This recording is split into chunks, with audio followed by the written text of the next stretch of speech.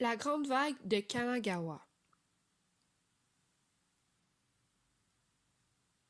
Voici une phrase célèbre de Katsushika. Si le ciel m'avait accordé 5 ans de plus, j'aurais pu devenir un véritable artiste. En effet, Hokusai a surtout été célèbre après sa mort. L'auteur. Ses œuvres les plus connues sont les 36 vues du mont Fuji, qui sont en réalité 46 estampes, dont la grande vague de Kanagawa en 1831. Hokusai est né le 31 octobre 1760 à Edo, qui est anciennement Tokyo, et est mort le 10 mai 1849 à 88 ans. Son enfance. Hokusai n'a jamais vraiment connu ses parents. Il a été adopté vers l'âge de 3 ans. De plus, il a eu 5 enfants. Ses débuts. Ses premiers succès ont été des poèmes japonais. Il a par la suite continué avec le dessin et la gravure sur bois. Les 9 éléments d'une bonne appréciation. Numéro 1. Le format. L'œuvre est au format portrait ou paysage? L'œuvre est au format paysage, puisqu'elle est à l'horizontale.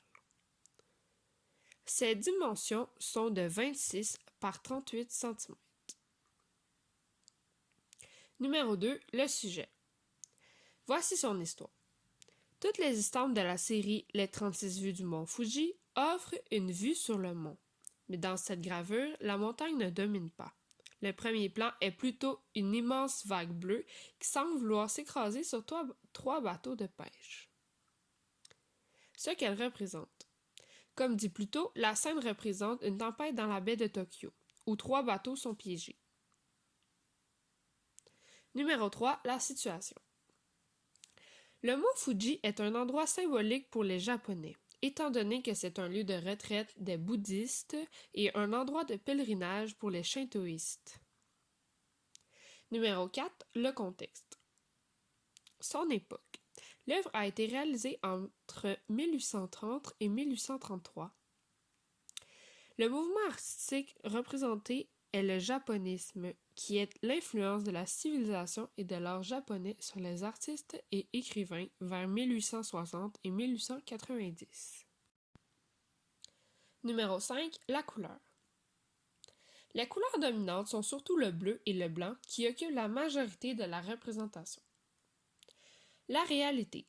Les couleurs sont assez réalistes, le bleu pour l'eau et du blanc et du beige pour le ciel. Œuvre figurative ou abstraite. Cette estampe est figurative, car c'est une représentation réelle de quelque chose. En effet, on peut voir les vagues, le mont et les bateaux. Numéro 7. L'analyse. La composition. On peut bien voir que l'œuvre représente une énorme vague qui semble s'écraser sur des bateaux de pêche. Les différents plans. Au premier plan, il y a la grande vague. À l'arrière-plan, il y a le mont Fuji. Numéro 8. La lumière.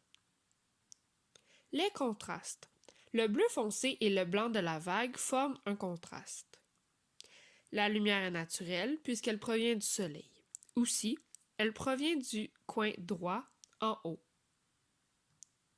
Numéro 9. Les formes. Les formes ne sont pas définies, c'est-à-dire qu'elles ne sont pas comme un carré, un cercle ou même un losange. Elles n'ont pas de forme particulière puisque la gravure sur bois est faite à main levée. Bref, même si cette œuvre est différente de celle qu'on voit au Québec à cette époque, cette célèbre estampe japonaise nous fait découvrir un autre univers. Nous ne sommes pas habitués à l'art japonais traditionnel, qui cache de nombreuses valeurs et une histoire.